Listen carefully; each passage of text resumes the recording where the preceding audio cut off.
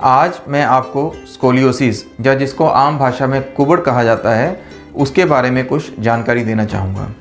Scoliosis एक ऐसी बीमारी है जिससे आम तौर पे लोग घबरा जाते हैं और मानते हैं कि इसका इलाज नहीं है।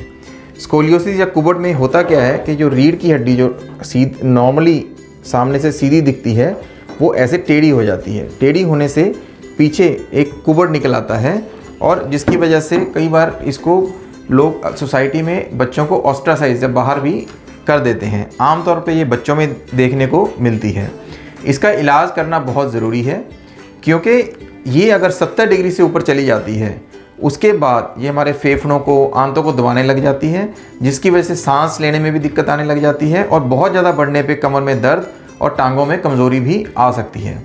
इसलिए इस बीमारी का जल्द से जल्द पकड़ के उपचार करना ज़रूरी है। जब कोई कुबड़ वाला बच्चा हमारे पास आता है तो हम उसका एक्सरे करके उसका एक एंगल देखते हैं जिसको कॉब्स एंगल कहा जाता है। अगर वो कॉब्स एंगल 25 डिग्री से कम होता है तो हम उसको कुछ व्यायाम बताते हैं और उसको 6-6 महीने पे एक्सरे करके देखते हैं ताकि ये 25 डिग्री से ज़्यादा ना हो।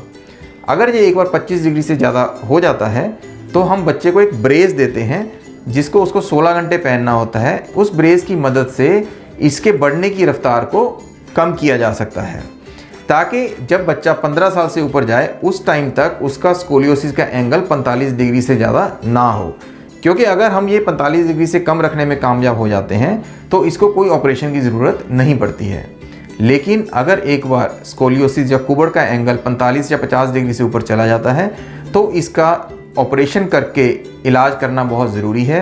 क्योंकि हमें पता है कि अगर ये 50 डिग्री से ऊपर चला जाता है तो ये बच्चे की ग्रोथ रुकने के बाद भी धीरे धीरे बढ़ता रहता है और अल्टीमेटली ये 70 डिग्री को पार कर जाता है और फिर बच्चे को सांस लेने में या खाने पीने में दिक्कत आने का डर रहता है।